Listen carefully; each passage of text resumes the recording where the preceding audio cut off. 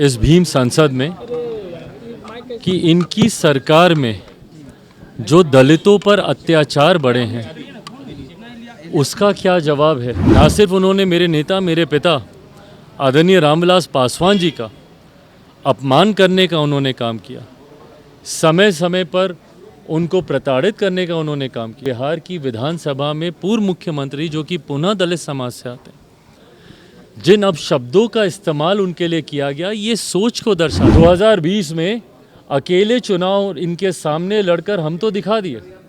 19 साल के मुख्यमंत्री में अगर हिम्मत है तो अकेले चुनाव लड़कर दिखाएं। रामविलास के राष्ट्रीय अध्यक्ष चिराग पासवान आज यहाँ मौजूद हैं। आज उनसे बात करेंगे कि बिहार में जो है जनसंवाद का कार्यक्रम आयोजन किया गया है, इस दौरान क्या कुछ बातें होंगी। सर, भीम सांसद का आयोजन किया गया है, आज कैसे देखते हैं इसको? भाई, जो भीम सांसद जिस पार्टी के द्वारा आयोजित किया जा रहा है वो पार्टी ये भी बताए इस भीम संसद में कि इनकी सरकार में जो दलितों पर अत्याचार बढ़े हैं उसका क्या जवाब है जनता दल यूनाइटेड और उनके नेताओं के पास। जिस तरीके से अनुसूचित जाति जनजाति वर्ग से आने वाले लोगों की उत्पीड़न की घटनाएं बढ़ी हैं, हत्याओं की घटनाएं बढ़ी हैं, दलित वर्ग से आने वाली बेटियों के साथ, महिलाओं के साथ बलात्कार की घटनाएं बढ़ी हैं। भीम संसद करने मात्र से आप अपने आप को इस वर्ग का हितैषी दिखाने का प्रयास जो आप कर रहे हैं, जबकि हकीकत है, और ये बात किसी से छुपी नहीं है, कुछ दिनों पहले प्रधानमंत्री जी ने भी इस बात का जिक्र किया कि किस तरीके से दलित विरोधी सोच मुख्यमंत्री नीतीश कुमार जी रखते हैं। ना सिर्फ उन्होंने मेरे नेता, मेरे पिता आदरणीय रामविलास पासवान जी का अपमान करने का उन्होंने काम किया, समय समय पर उनको प्रताड़ित करने का उन्होंने काम किया, बल्कि जिस तरीके से बिहार की विधानसभा में पूर्व मुख्यमंत्री जो कि पुनः दलित समाज से आते हैं, जिन अब शब्दों का इस्तेमाल उनके लिए किया गया, ये सोच को दर्शाता है। मुख्यमंत्री नीतीश कुमार जी की दलित विरोधी सोच को ये दर्शाता है। ऐसे में जब आप भीम संसद आप आयोजित करते हैं तो ये भी बताना ज़रूरी है कि इन 19 सालों में मुख्यमंत्री नीतीश कुमार जी ने अनुसूचित जाति वर्ग से आने वाले लोगों के लिए किया क्या। आज जब उनके ऊपर उत्पीड़न की, उनके ऊपर अत्याचार की घटनाएं बढ़ी हैं, तो ऐसे में मुख्यमंत्री जो कि प्रदेश के गृह मंत्री भी हैं, क्या कदम इनके द्वारा उठाएगा। इन्होंने अनुसूचित जाति को बांटने का काम तो किया, दलित को महादलित करने का आपने काम किया, पर महादलित वर्ग बनाते वक्त जो वादे इनसे किए गए थे, क्या उन वादों को पूरा किया। 3 डिसमिल ज़मीन देंगे तो फलाना तो ढिमकाना, कितनी बातों को पूरा किया गया।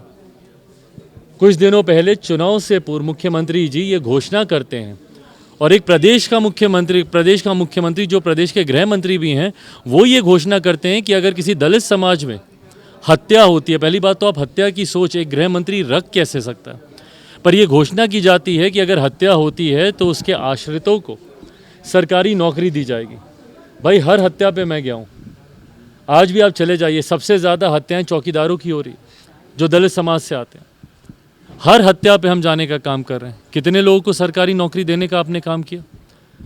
तो ऐसे में जब आप भीम संसद का आप आयोजन करते हैं सिर्फ और सिर्फ वोट बैंक की राजनीति को साधने के लिए, और ईमानदारी से दिल पे हाथ रख के जाके पूछ लीजिए, जो ये लोग भीड़ को बुलाने का काम किया, जाके पूछ लीजिए उनके दिल में कौन है। भैया, हम तो उसी रास्ते से गुजर कर आ रहे हैं।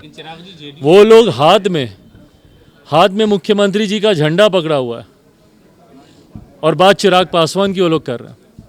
तो ये दिखाने से, वोट बैंक की राजनीति को मात्र साधने से, क्या लोगों को नहीं समझ में आ रहा भैया कि चुनाव है 4 महीने के बाद, इसलिए आज आपको भीम संसद का आपको याद आ रहा है।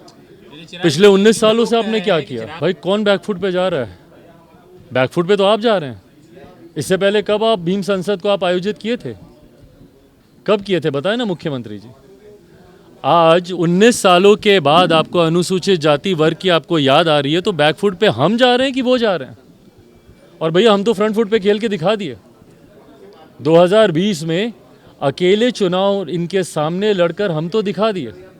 19 साल के मुख्यमंत्री में अगर हिम्मत है तो अकेले चुनाव लड़कर दिखाएं। भाई इनके पार्टी के राष्ट्रीय अध्यक्ष को सपने में भी चिराग मॉडल दिखता है ना। यही चिराग मॉडल है जो उनको तीसरे नंबर की पार्टी बनाया। यही चिराग मॉडल है जो आधे से ज़्यादा इनके प्रत्याशियों को चुनाव हराया। और यही चिराग मॉडल है जिसकी वजह से मुख्यमंत्री आज परिस्थितियों के मुख्यमंत्री बने हुए हैं, दूसरे की कृपा पे ये मुख्यमंत्री बने हुए हैं। और यही चिराग मॉडल है जिसकी वजह से विवश होकर आज इनको भीम संसद आयोजित करने की ज़रूरत पड़ रही है।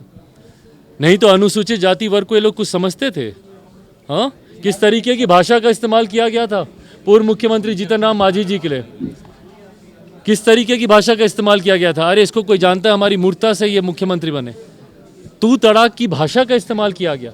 ये सोच है मुख्यमंत्री की अनुसूचित जाति वर्ग से आने वाले लोगों को लेकर। तरीके से चिराग पासवान ने तमाम बातों को रखा है। वहीं अशोक चौधरी जिस तरीके से तैयारी कर रहे हैं कि हम जमुई से, कहीं ना कहीं ऐसे अनुमान लगाए जा रहे हैं कि अशोक चौधरी जमुई से इस बार चुनाव लड़ने की तैयारी कर रहे हैं। वो कहा है कि लोकतंत्र है, कहीं से भी लड़ सकते हैं और तमाम बातों पर अपनी प्रतिक्रिया रखी है। इस तरह के तमाम अपडेट्स के लिए बने रहें 10 दिन न्यूज़ के साथ।